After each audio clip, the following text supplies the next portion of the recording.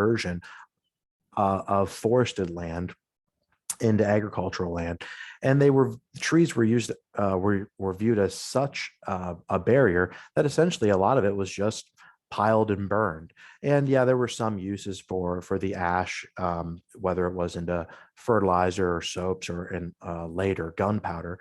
But for the most part, it was just a byproduct, a means to an end. And so this is where we start to see some environmental impacts of forest usage. And it's just at the very basic level, conversion, right? Conversion from forest to field and agriculture.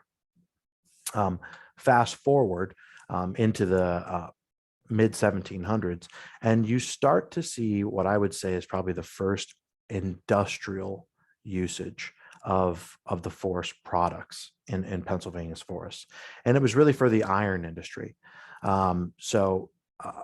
If you think about the iron process, a lot of charcoal was needed in the heating process of that ore. And so really the forest began to be utilized to heavily produce charcoal. And some interesting stuff you think about in terms of environmental degradation. Really, this is where we start to see maybe broader deforestation, right? So there were segments as much as 4 million acres that were harvested 2 to 4 times in a 150-year period, which if you think about forestry and how long it takes for a forest to properly regenerate and properly regrow, that's just too aggressive. So essentially there was no way to come back from that aggressive amount of harvesting. And you can see I have a point on the slide just as some info that the way that they did this is they took these logs and they cut them into small pieces, and they would put them into teepees, essentially starting a fire, and then purposely almost smother them out and let that burn for weeks at a time. And the result was charcoal. And the reason I bring that up is because that also shows that, if we think about, I was talking about conversion in the 1600s, deforestation a little bit here when they're harvesting heavy to produce this charcoal, but the burning of the resource here in an industrial type setting and in industrial type volumes really also begins to have the first non-deforestation environmental impact. Particulate matter was being emitted.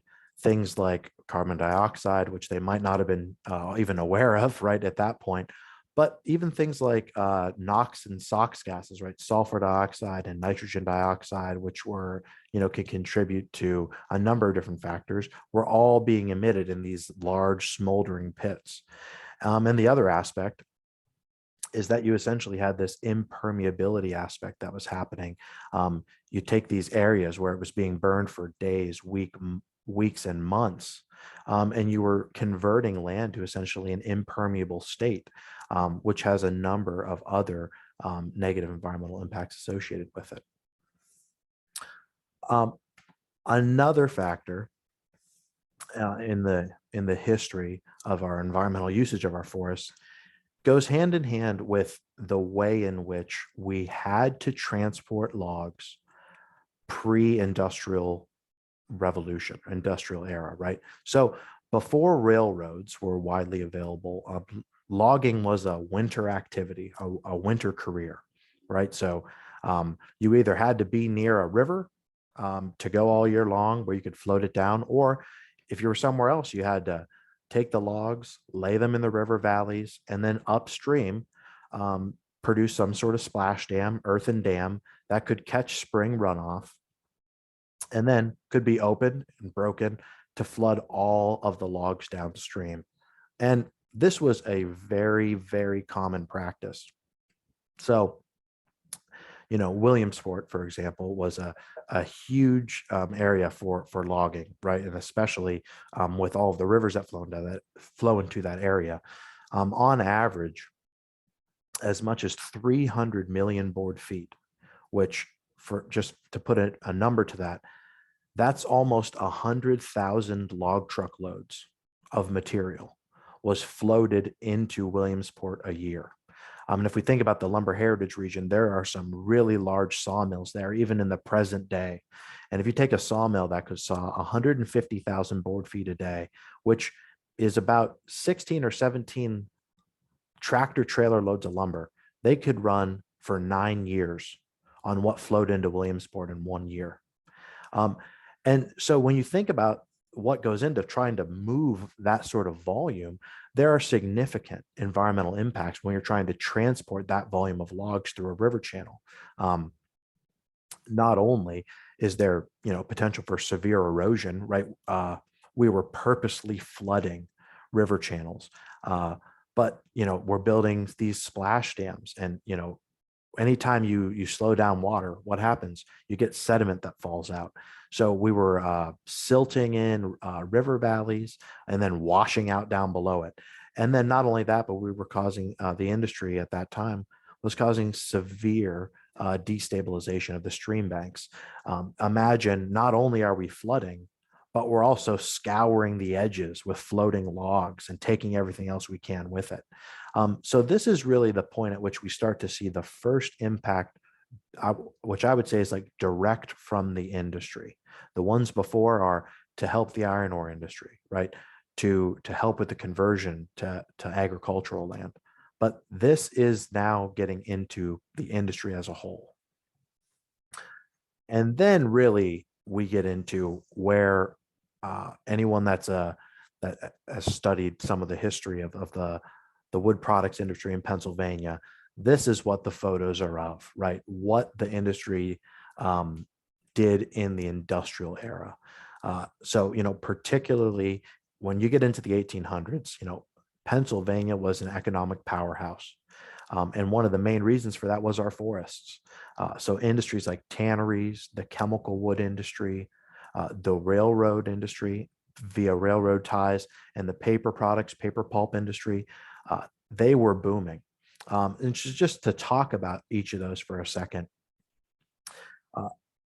the need for material was so high that it all contributed to mass deforestation. So if we think about the railroad tie industry, railroads were growing like weeds all throughout the country, right? We were laying rail line from shore to shore in the country, all over Pennsylvania. So the rail industry had two roles in the environmental impacts of our industry in Pennsylvania. One, they needed a lot of railroad ties.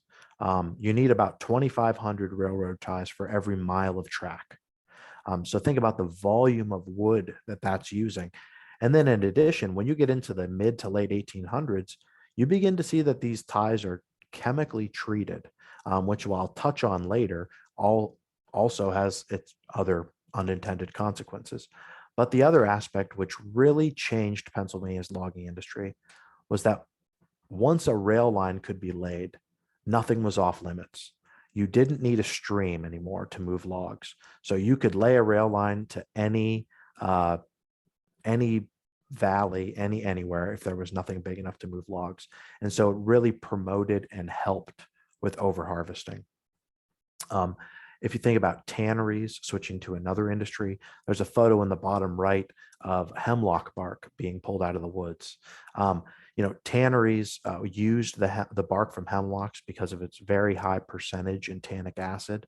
The tannic acid and the bark was great for tanning hides, but it's not great for the environment.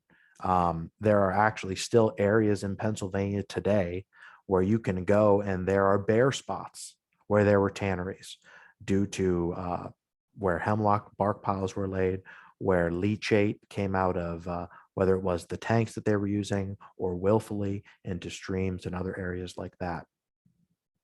Also we had the chemical wood industry and the paper pulp industry, which was different for one reason. It began to find uses for very small diameter trees.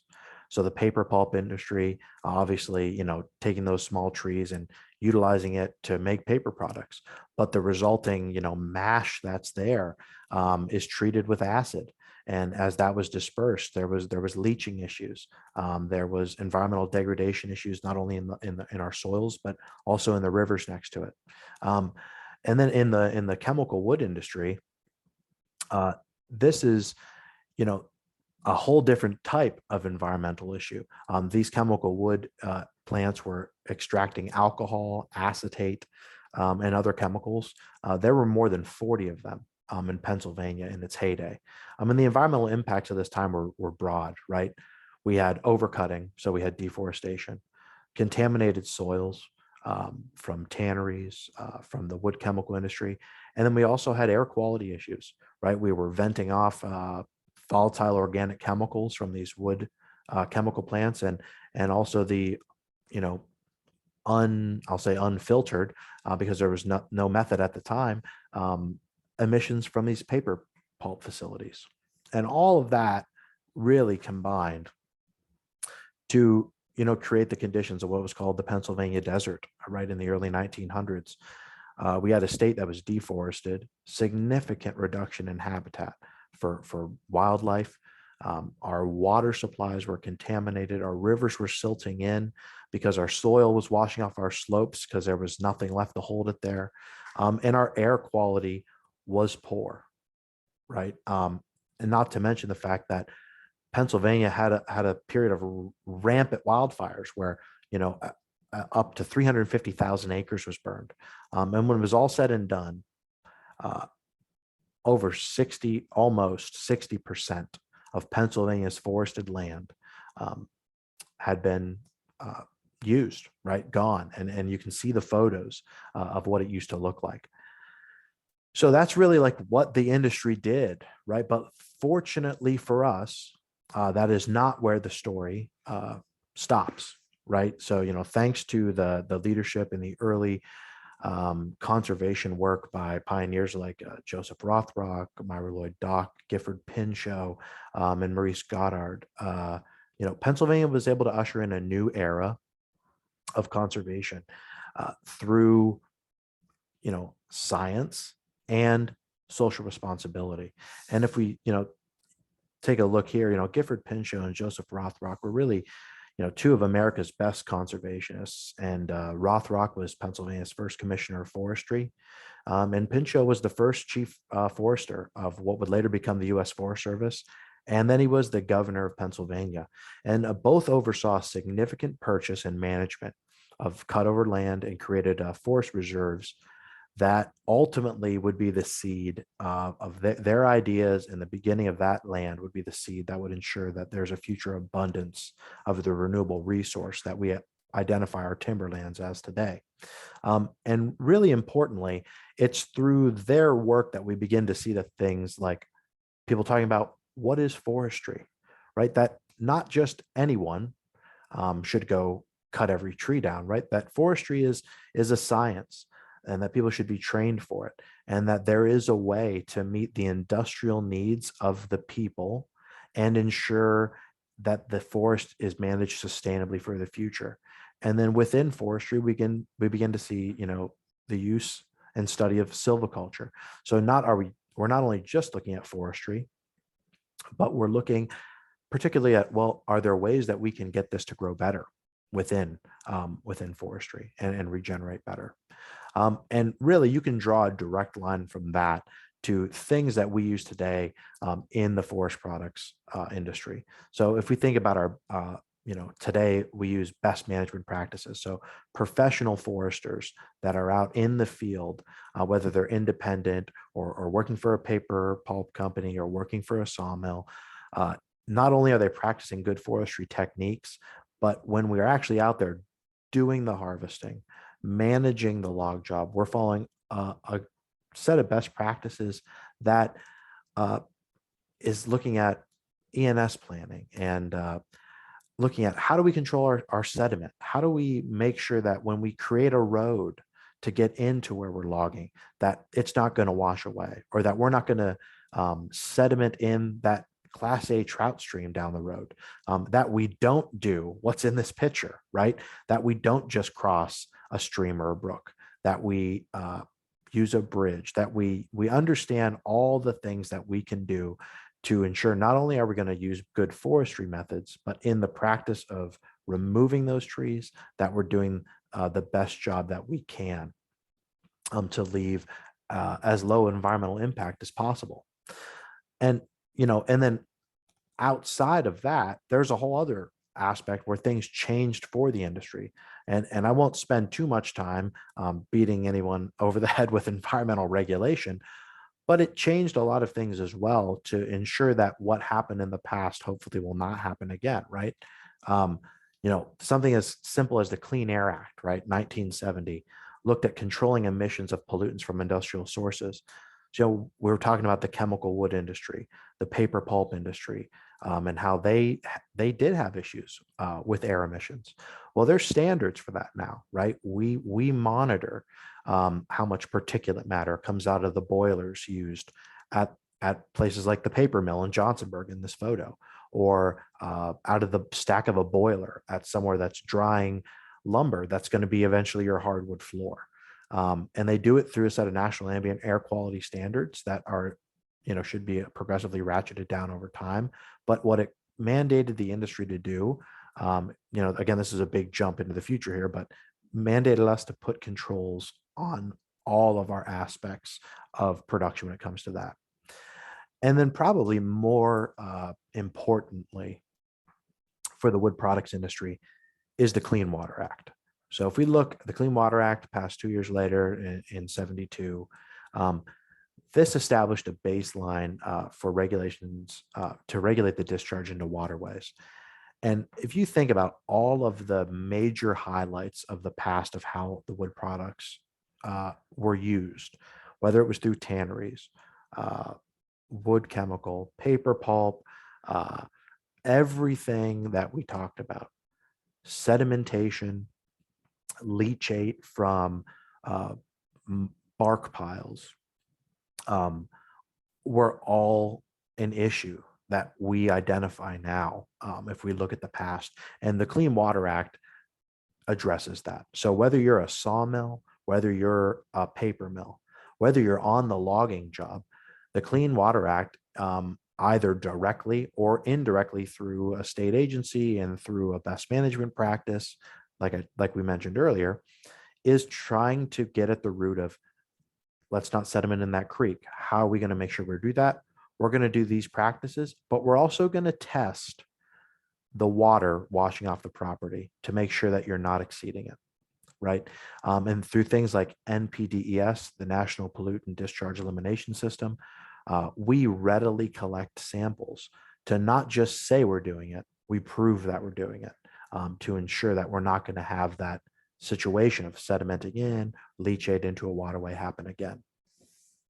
And then the last regulation I wanted to point out particularly was RCRA. So the Resource Conservation and Recovery Act, commonly called the Cradle to Grave Act. And I brought this up because it directly impacts the wood preservation component of our industry.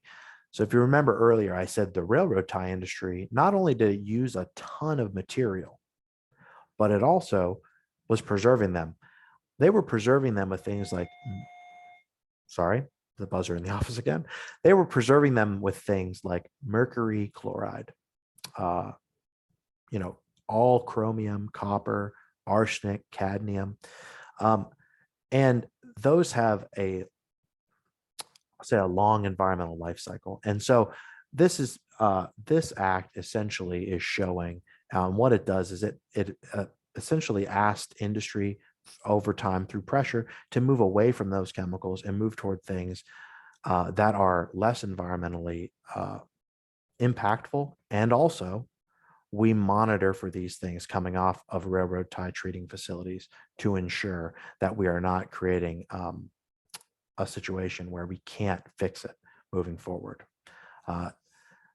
Two last points I just want to touch on briefly is, there's most certainly additional environmental laws and things here or there that impact our industry.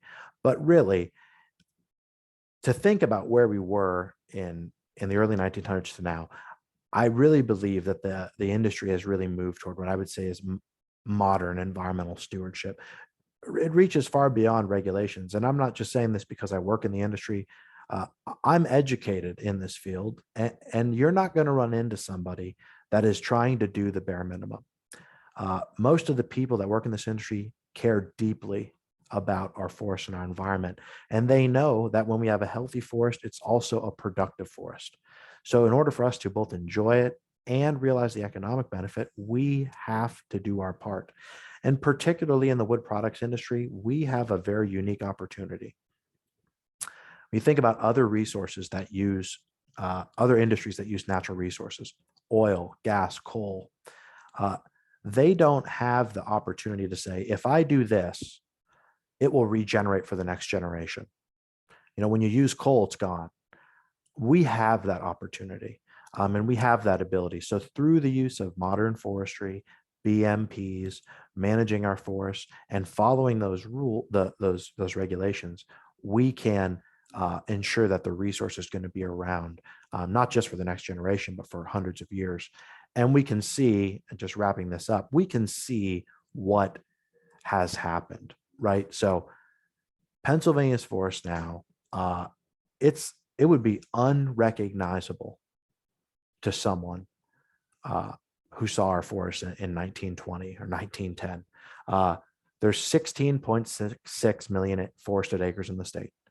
We're now 90% hardwood. We were 90% softwood, right? But the biggest thing is this. There's 121 billion board feet in the forest. That's a 5,900% increase from the amount in Pennsylvania's forest in 1955. And so, again, the industry has that. We have a unique opportunity that we can make sure that the resources are around, not just for the next generation, but for hundreds of years. We've seen an amazing turnaround through proper forestry techniques and regulation from 1900 until now. And if we continue on that, we should be able to ensure that it's here for the future. So, questions? All right, thank you, Tyler. Does anyone have any questions now? Again, you can type them into the chat box, or if you want to hold your questions to the end, I'm sure Tyler's fine with that as well. But I don't see any questions yet. Jennifer, do you have anything? No, we don't have any questions as of yet. All right, so be thinking of your questions, and we'll go ahead and get started with Professor Brian Black. Again, he's a history and environmental science professor at Penn State Altoona. And once he's able to get his screen up and ready to go, he's going to present to you the story of the oil boom and what happened there. So we're excited to be able to share these things with you during, I think it's Sunday is Environmental Day, Earth Day. So it's a good fit. Brian?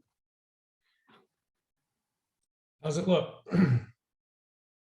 Holly, does that look the way I want it to? Yep, you're up and running. Looks good. Beautiful. Thanks, everybody. Thanks, Holly. Thanks, Jennifer. Oh, and thank you, Oil Region Alliance. I worked with you over the years when I was writing Petroleum, and I appreciate your work very much. Tyler, that was a really interesting talk, and it was neat to see how engaged you as a member of the industry can be. That's not necessarily the story that I'll be telling tonight, but I come from the field of environmental history, and what we look at is the interplay of nature and humans over time. And essentially in that interaction, I study energy. And I encourage you, my comments will be kind of on the meta level, the large scale level. And so make sure you remember your questions for the end, or I'll show a couple references to my books. You can pick up the book, and I'll be glad to answer your questions if you use my email address and contact me.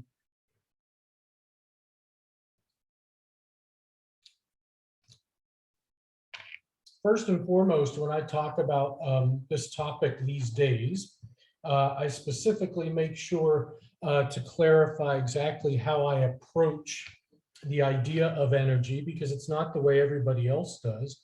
And it's very important to my thinking that we see that energy in general is part of nature, and that one of humans' most basic interactions, one of our the basic aspects of our life, are energy exchanges that go on constantly. We've been hearing about lumber, can be used for lots of things, but sometimes it's used for biomass power generation.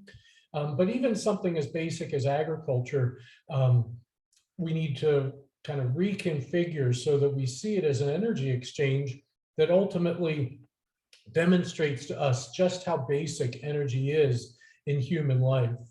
Our current use of fossil fuels, while wonderful in any number of ways, as it borrows energy from the past, allows us to kind of forget the basic aspect of this interaction that's going on. And that's, I think, important for us to think about tonight as we think about the story of Pennsylvania oil. And so when I have my students or others think about energy, the first, it's actually pretty simple. There are two basic laws of thermodynamics that physics allows us to understand energy through. And they're very simple. Energy can neither be created nor destroyed, meaning that there is a finite supply of energy on Earth. And so essentially, we just change the way it occurs. We just change the way it exists. And when we do that, the second law of thermodynamics takes place, which is that there's always a little bit of a loss. They call it the heat tax. But essentially, this very basic part of human life is entirely governed by these two laws. And I think this helps to demonstrate that we as humans have energy as a very basic part of our life. But that's only the beginning.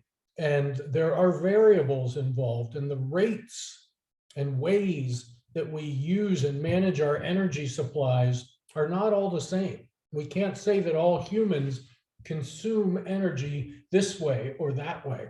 And so part of what I do in my work is to really differentiate between cultures of energy use and the way different societies have organized their societies around energy. And so my work these days, which I'll talk about in just a second, uses these terms in the gray box, energy regimes and energy transitions, quite a bit. And then ultimately, when I specifically talk about petroleum, the Pennsylvania story primarily is in the early stage of petroleum, but there are different eras of petroleum culture where we literally see the same resource used in very different ways. And so one of the basic things I wanted you to take away from my comments tonight is to know that in the case of Pennsylvania or anywhere, resources transition. We will move from one resource to another. What gets really interesting to me, especially in the case of Pennsylvania, is to track habits, to track patterns of use. And that's what I'm going to be talking about here. And while we still remain on the meta level, the large scale level, I want to just have you think about energy use in general. In these two diagrams that I have here, we see how intrinsic and basic a part of our life it's become. And in particular, could I try to use my pointer? Yeah, I'll try. We see, particularly on this upper one, the transition from wood, which is your purple color, to other sources of power as we became more and more users of energy. And then in the lower one, we see how the different uses break down today, actually in 2019. And so when I look at these and when I have my students look at these, we're looking for how societies are different, how they're different in terms of what sources of power they choose to use. And what I particularly focus on is this wedge here, the petroleum wedge. the red wedge, why the United States has such, our red wedge is so much larger than anyone else's. And so that's really the work that I do today, the writing that I do today, which Crude Reality has been out for a couple years. It's in its second edition now. And To Have and Have Not comes out this month. And so Crude Reality is petroleum in world history. To Have and Have Not is energy in world history. And so that's where I've moved since writing Petrolia, which I'll talk about in a minute. I've moved to the larger level of thinking more broadly about energy. And as I do it, we still find that Pennsylvania has important stories to tell, that extraction, as it has occurred here, has helped us to really establish what I call habits, industrial habits that have come up to the present, have defined the period that we know of as industrialization, all the while making us more and more dependent and reliant on sources of energy. Now we'll return to some of these points down below here, but we've begun to see more and more clearly that our reliance on energy, our use and harvest of energy in Pennsylvania doesn't come without a price. And so we have begun to understand that our post-industrial life has a great deal of pollution and other residue that comes from our years relying on coal, oil, and other fossil fuels drawn from the ground in Pennsylvania.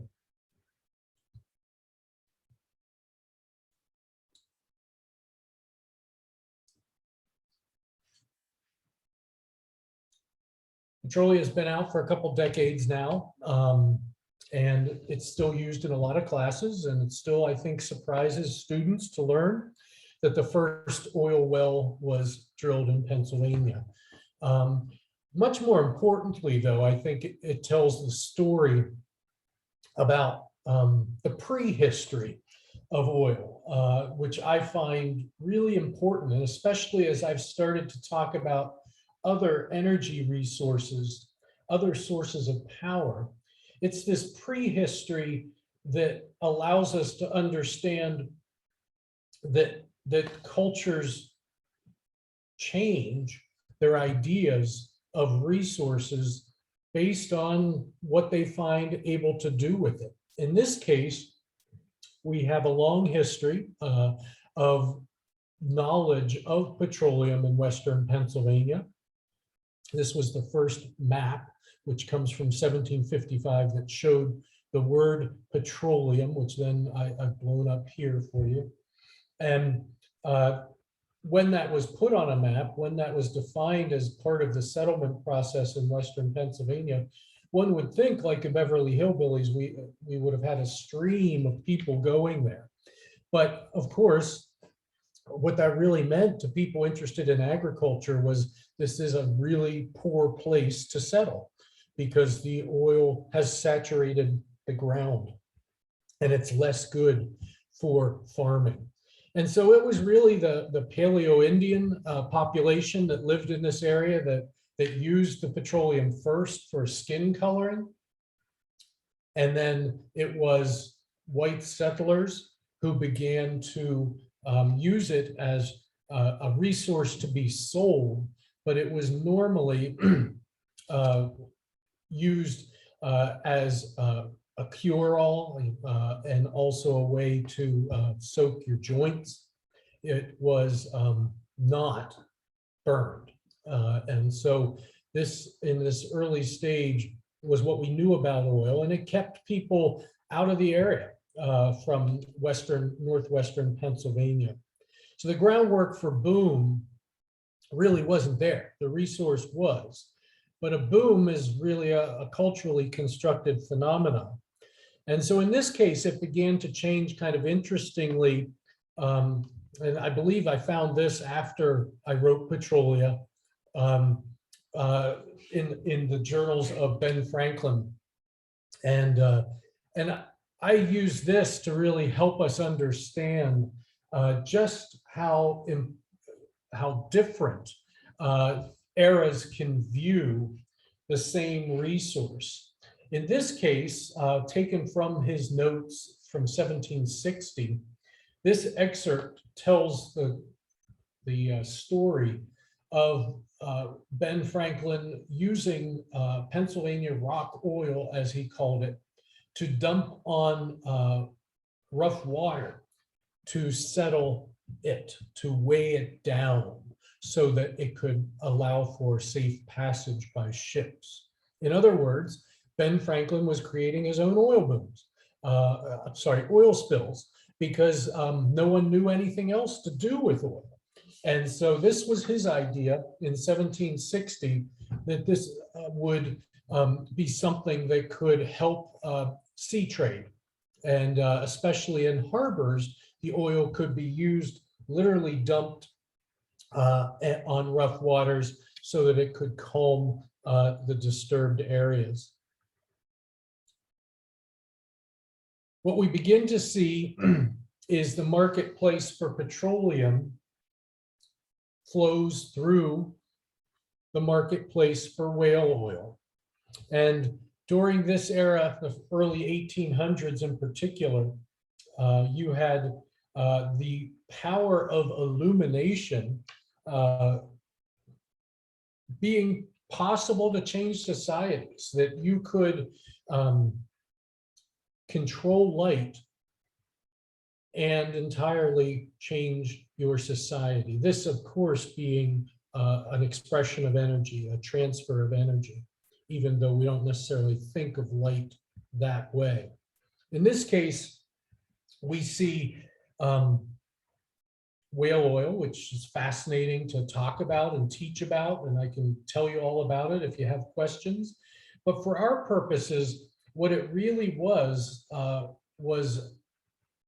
evidence of a previous era, because whale oil harvest was entirely structured by the hunter-prey relationship. It was a very limited possibility. And so as illumination popularity grew, the whale oil supply didn't necessarily, and even though New Bedford, Massachusetts would be the wealthiest city in the world in 1820, you couldn't really catch that many more whales. For our purposes, what that led people to do was to begin looking inland, and it was largely members of the industry, the whale oil industry, who sent Drake to drill for oil where they had heard about it in Western Pennsylvania. The idea of rock oil was much more congenial, much more approachable than whale oil. And the idea of harvesting, drilling a well that would allow you to harvest oil that could continue to come out of the ground, as opposed to needing to kill a whale over and over again, allowed us to begin to see the possibility of boom. And this series, of course, of Boom Heritage Talks discusses different ways that have approached boom. In this case, what we see is an energy boom. And we see the emergence of an approach to industry that would prove entirely new, entirely different, and would transform the abilities and the interests of society moving forward. I hope that if you have specific questions about the early oil boom, you will make sure to ask me in the question and answer period. But for our purposes, what I succinctly want to tell you about is what made it unique. Because as an energy extraction industry, coal being the other one of the era, oil proved really very different because of this term that I have in the caption, the rule of capture. And it was the rule of capture, for instance, that made this kind of hillside development of interest impossible. Because, well, it begins with the fact that this was not a solid. It was not like coal. It was not a solid. Oil occurred as what's called a fugacious resource, a liquid resource. And so it needed to be captured. It needed to be seized. And in this case, we see that the emergence of one strike of oil would lead to the proliferation of others being interested in pursuing their own strike. And so they would go where there was a sure thing, where something had come in before. And so one of the things that makes the oil boom occur as an extractive boom that I write about in Petrolia is literally oil itself and the way it occurred in nature. The rule of capture led people to go quickly, almost like a gold rush, and to try to seize the resource before others got it.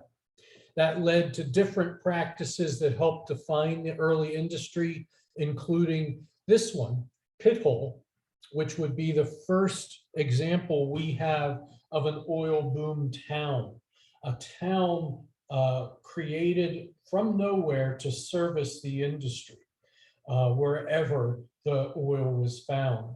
This, of course, became the model for extraction worldwide.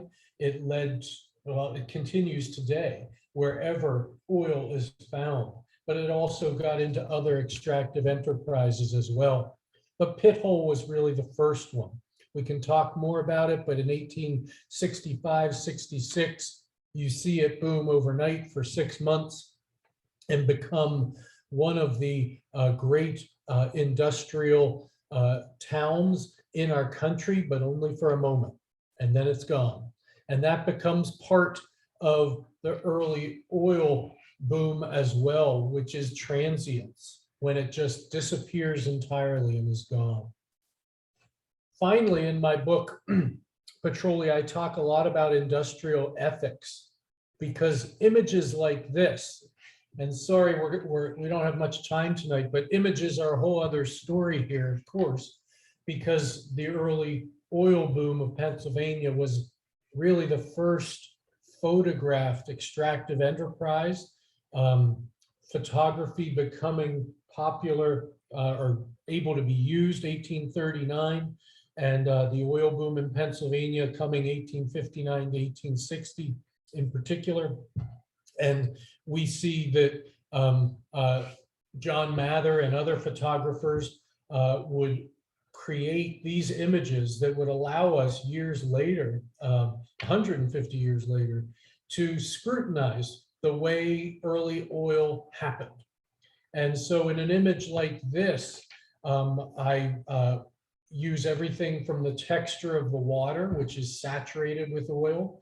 We heard about lumber freshets, which were created to move lumber. In this case, oil saturated Oil Creek because of what were known as pond freshets, where they tried to transport skiffs of oil the same way they did lumber, and ended up crushing or dumping many of the skiffs of oil.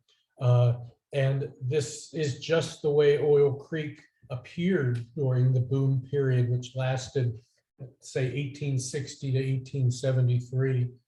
And so we learned in Pennsylvania the idea in particular that anything goes when you need a resource, when you need a commodity like you needed petroleum. And that becomes a defining characteristic of boom. And I would argue that places like Pit Hole are where we really learned what a boom can be. And I don't say that in a really celebratory way.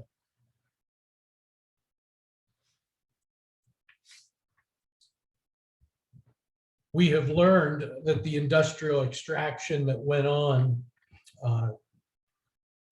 took a heavy toll on the natural resources of Pennsylvania. It's taken us centuries to begin to put things back together.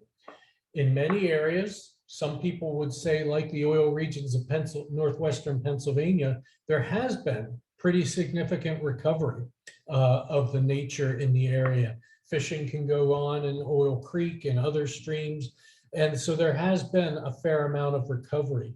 In areas like I live in Altoona, the coal extraction was so severe that we suffer in this area, especially from the abandoned coal mines. The acid mine drainage is a big problem here, and polluted streams that there's been a great effort to mitigate since the 1970s. But the last point that I want to bring up to you is that in terms of habits that remain and habits that we learn, we really, as we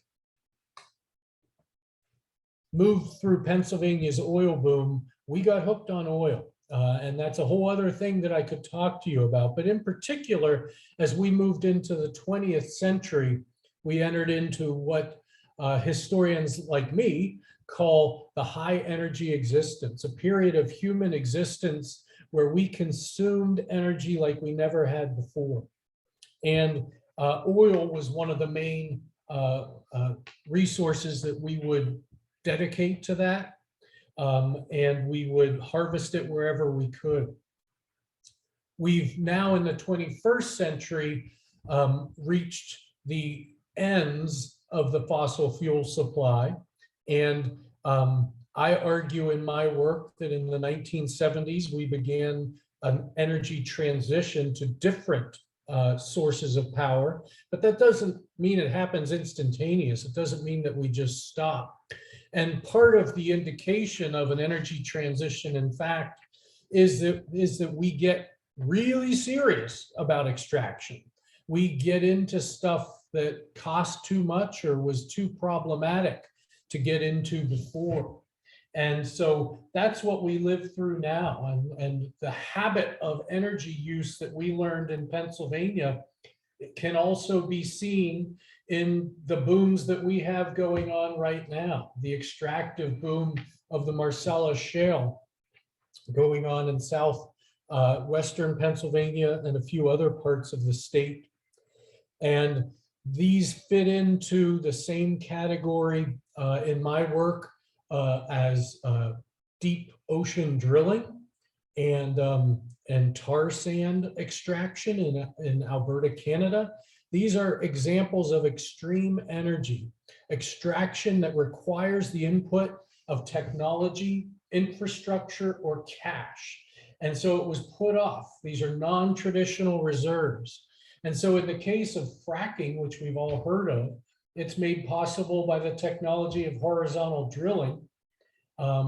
And that becomes really prevalent after 2008, around 2010, becomes affordable and possible as prices grow.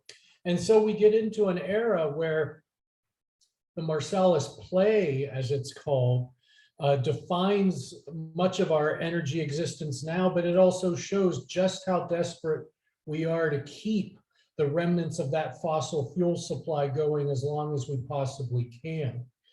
I would argue that's an extractive boom that started in the oil fields of Pennsylvania. It's also one that right now I'd have to argue we see moving in some interesting new directions in places like Monaca, Pennsylvania, where you have the first plastics manufacturer constructed.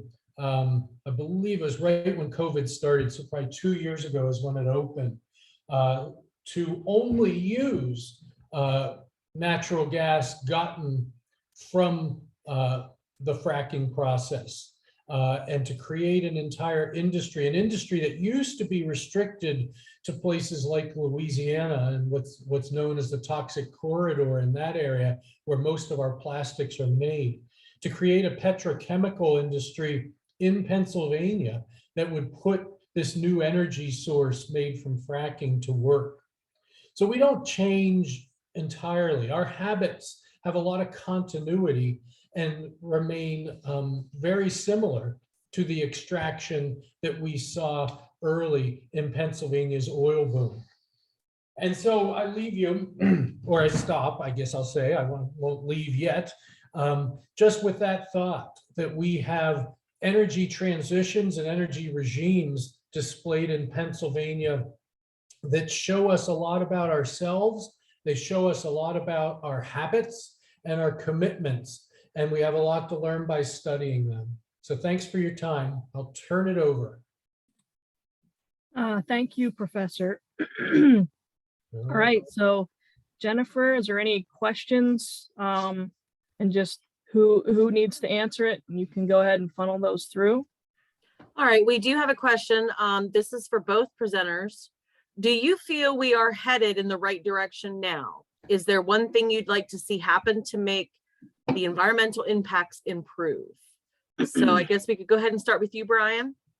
Yeah, if you don't mind, I can't turn off my share, so That's we're okay. kind of stuck. I'll keep trying to do that, but my computer's going wacky. I don't have my cursor. Yeah, I think we're going in the right direction. But so for instance, that's one of the reasons I make a real point of talking about extreme energy in public, because I think a lot of times we misconstrue things like fracking for what it really is. And so there's a lot of environmental downsides to fracking, for instance, but we need to understand that it's really, as a society, the last step in our fossil fuel economy. It's like getting the very bottom out of your milkshake with a straw. You will do whatever it takes to get that out. And so it's an indication that things are changing. Just like the wind turbines I'm looking at outside my window along the top of the ridge here in central Pennsylvania are an indication of change too. So we've learned a lot, and I think that's important, but I'll let Tyler speak up too about lumber.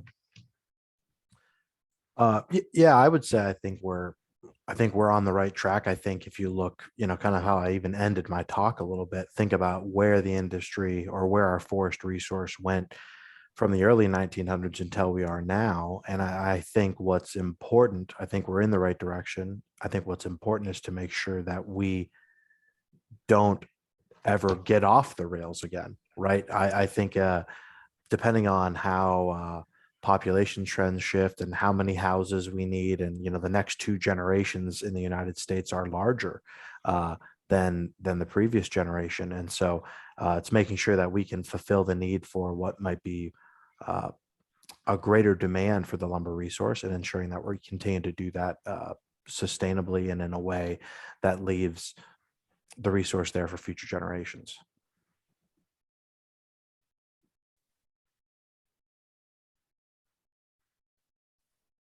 All right, that seems to be all the questions we have, unless somebody else wants to pop into the chat and ask any last minute questions to our presenters.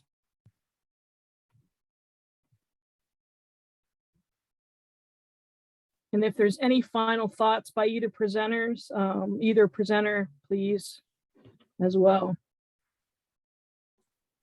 Well, thanks for putting it together. And Tyler, I think you spoke really well to so much of the important things going on in forestry. I think it's one of the more hopeful sides of industrial use of natural resources.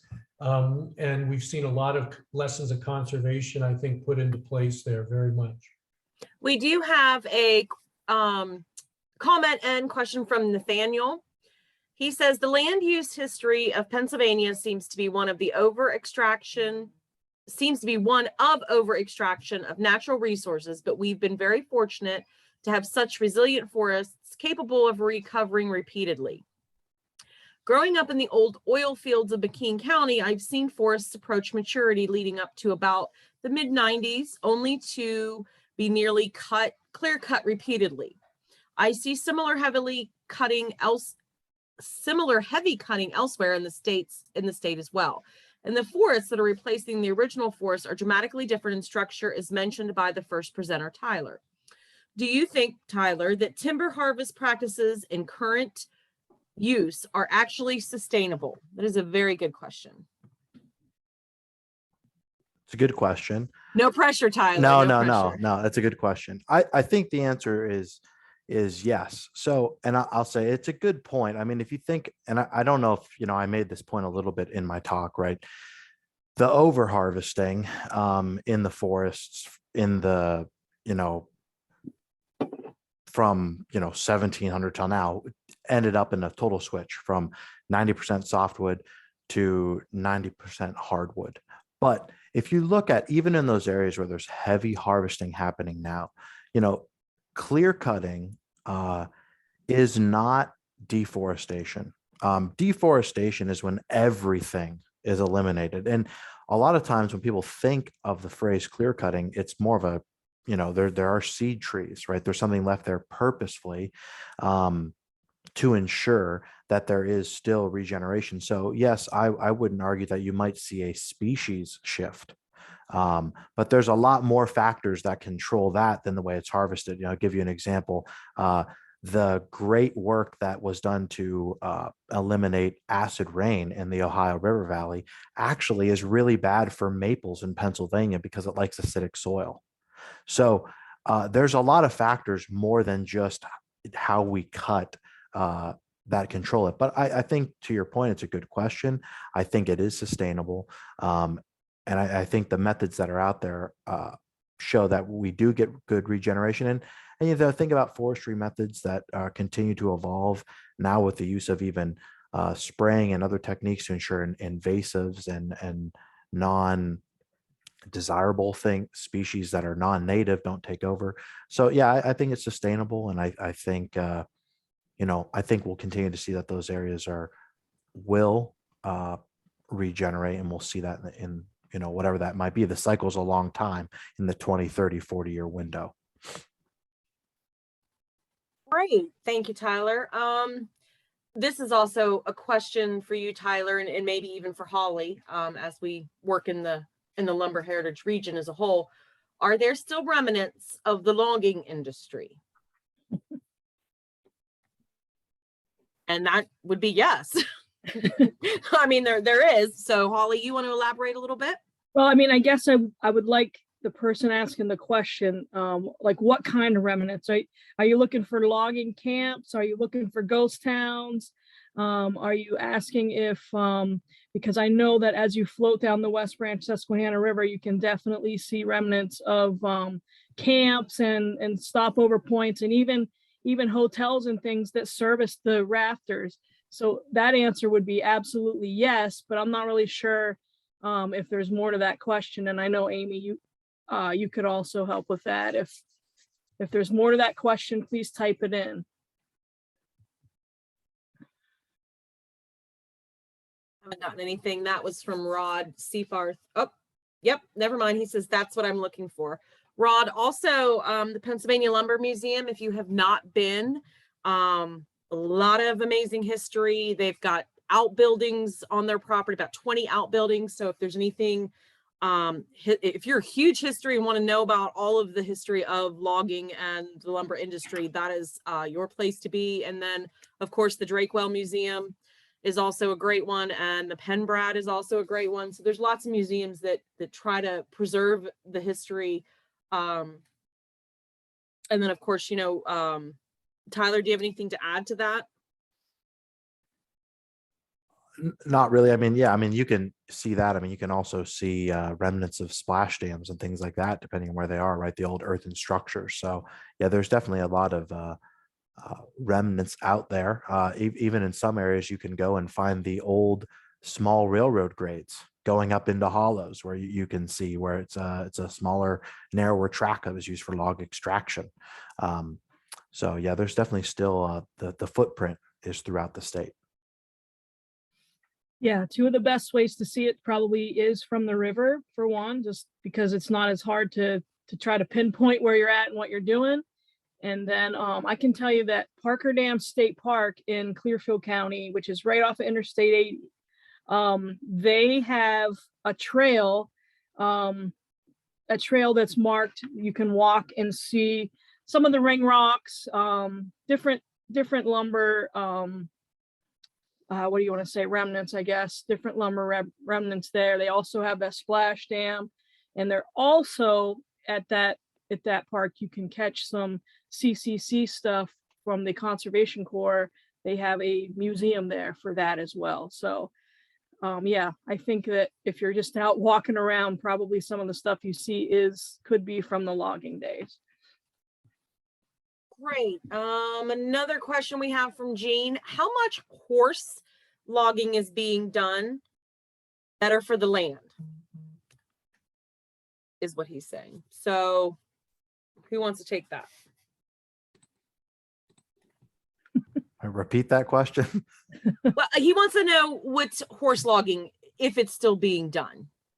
And we know, Holly and I both know that Steve, how do you say his last name, Holly? Perrine? Perrine. Oh, hey, Amy. Steve still does it. He does, he's always on Facebook posting pictures of his horses, and he goes to events and stuff, and he's out there in the woods. Any other ones that we know of? Yeah, there's a fair amount of horse logging that you can still find over in the Titusville area. There's a couple of operations over in that direction. Firth Maple Products uses some horse logging crews specifically on some of the tracks that they manage. But again, I think part of the question was better for the environment. And I think, Amy, you can probably answer that best as to not necessarily better in all ways, because the modern ways of logging, they take very, very big precautions to make sure that they're disturbing the earth as little as possible. Yeah, that's it. I mean, you summed it up, Holly. Horse logging is in certain circumstances preferred because it can be a lesser impact and a lower earth disturbance. But honestly, there's and that is true. I mean, that is the case in certain circumstances, but it's also the case that it's not a scalable model to be able to use that on a large scale. We couldn't possibly maintain an industry with horse logging. So it has its place, and it is a lower impact than just your basic skidder, your gravel skidder condition, but otherwise not scalable. Thanks, Amy. Holly, and presenters, it looks like that is it for our questions. Okay, wonderful. I do have one more question for those who remain on. If there's anyone, just real quick in the chats, if there's anyone that's attended all of our 4 seminars, I would love to hear. I mean, I'll be able to research that as well, but just to save face today, if there's anyone here, and if you like them, would you like to see more?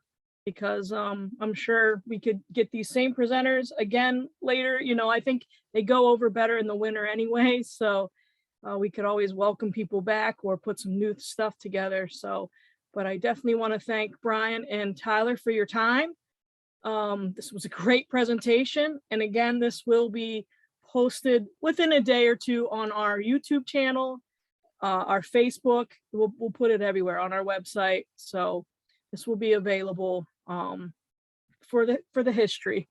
So thank you, everyone. Thank you.